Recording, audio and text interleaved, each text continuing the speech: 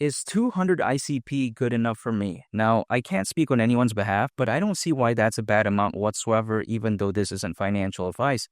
It's because if, let's say, ICP were to go to the price of $500 during this bull run, then at that point, 200 ICP would be worth, hypothetically, $100,000. Now, some people may be thinking, okay, that's not that much. What can you really do with that? Take a look at the prices of homes, very expensive. Take a look at even the price of cars, right? But the way you take a look at it is that, a lot of people out there, they don't only just hold ICP. Many people that I know, they have other projects in their portfolio, and then ICP is a good complement to that, or maybe in some cases it's the main component. But whatever the case may be, let's say I have a very well-diversified portfolio. And let's say I have 200 ICP, and for instance, that 200 ICP, let's say one ICP became the price of $500, then of course at that point, that holding of ICP would hypothetically be worth $100,000. I don't think it's too bad, especially if it's, let's say, one of the components of my portfolio. Now, I get it. When it comes to this figure, again, people might complain about this, but some people that I know that have less than $50,000, they were able to go traveling all around the world, and they still had a pretty good time. It's not like they were living in 5-star, hotels or something like that, but they were able to go for, 1 to 2 years, 2.5 years, and just kind of explore the world, have new experiences. So in some cases, it can maybe be done longer than that. I'm not sure, but you know what? Again, even 50 grand doesn't seem that bad in my opinion, at least. However, that's just besides the point. Now, when I take a look at something like ICP, why isn't $500 too much to ask for? It's because if it were to go to that price, considering current circulating supply, market cap would be around $240 billion, which I get it is around 100x from here. So some people may think it's a little bit crazy, but keep in mind, this market cap isn't too insane because we've seen Ethereum back in 2021, so years ago. Keep in mind, that reached around $550 billion in market cap. So around $300 billion more than this.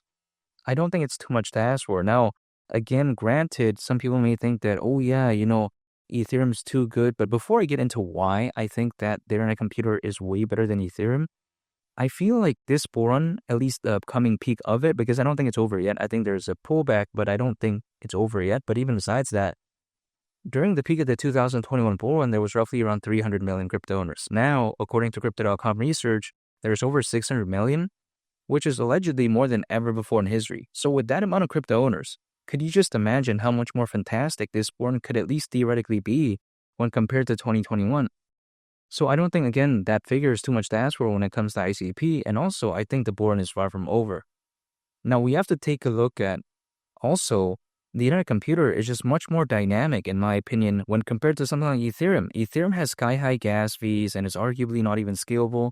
It has a good ecosystem, has good fans, has a very good following. But when you take a look at it, it oftentimes has to rely on these Ethereum layer 2s in order to kind of combat that type of nonsense while at the same time still being able to be enjoyed quite essentially. Examples of layer 2s could be Optimism, Arbitrum, the Base network, which is Coinbase's layer 2 network, also Immutable, Miria. I mean, there's a bunch, right? But I'm just saying those are some of the examples. So when I take a look at Ethereum, it doesn't feel like a polished layer 1 blockchain, at least to me. It doesn't feel like it has all the tools in place.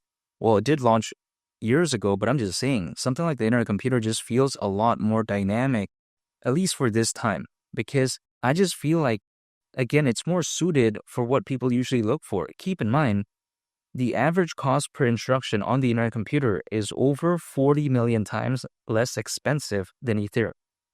It's not around 40, not around 400. Again, over 40 million times, at least allegedly.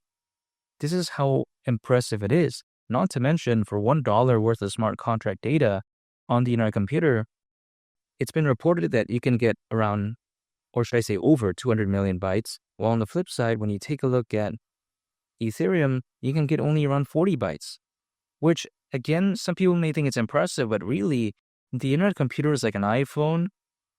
Ethereum is like a Nokia. There's nothing wrong with the Nokia. It's very reliable, works well, a lot of good, following when it comes to that, good fan base. But really, the iPhone just kind of feels like the new and improved thing. Imagine when the iPhone first launched. it wasn't like it was as popular as it was today. At that time, a lot of people were so attached to like, Nokia's, the BlackBerry. So the way you take a look at it is that it's kind of no different here. The internet computer is very revolutionary, it's very fantastic, but it really hasn't gained that mainstream adoption yet. But I think hypothetically it's just a matter of time because it's just much more efficient than Ethereum, in my opinion, arguably, and it just brings a lot more benefits. So if I'm a developer, I'm not talking about what would a developer do like 5 years ago. I'm saying like right now, if let's say I was a developer, why wouldn't I choose the internet computer? It just makes no sense for me not to do that.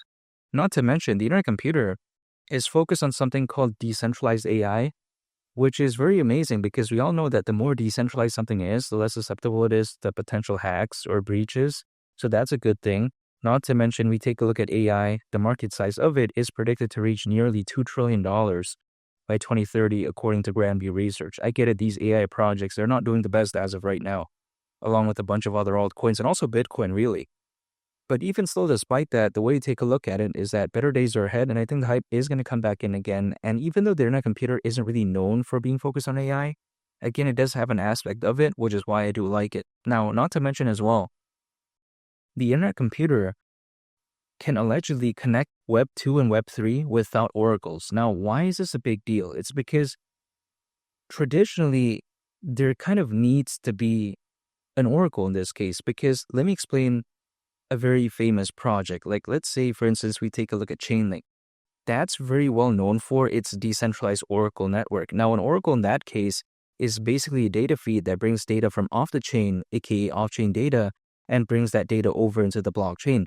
The reason why it's very necessary is because without this off-chain data, many decentralized applications out there, they can't function properly. So it's kind of like the backbone for many decentralized applications. And we do know there's a ton of decentralized applications as of right now. And again, arguably, many of them do need off-chain data. So again, something like Chainlink is very crucial. Now, again, Chainlink is kind of focused on that. But then allegedly, the internet computer can kind of bypass that whole process because, again, it can allegedly connect Web 2 and Web 3 without oracles. So imagine that. It could very well make something like Chainlink's decentralized oracle network a little bit obsolete. Now, is it going to make Chainlink disappear off into the abyss? I don't think so. But the way to take a look at it is that the fact that the internet computer can supposedly do that, that's a total game changer right there.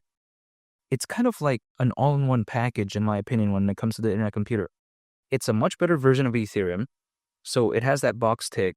I feel like it's also focused on AI. So that's amazing.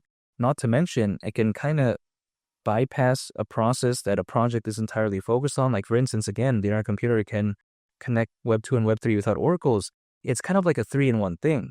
But the cherry on top is the fact that the internet computer is focused on decentralizing the internet. Now, some people may be thinking, okay, why would they want to do this? Again, as the old saying goes, you aim for the moon and then you land somewhere along the stars, right?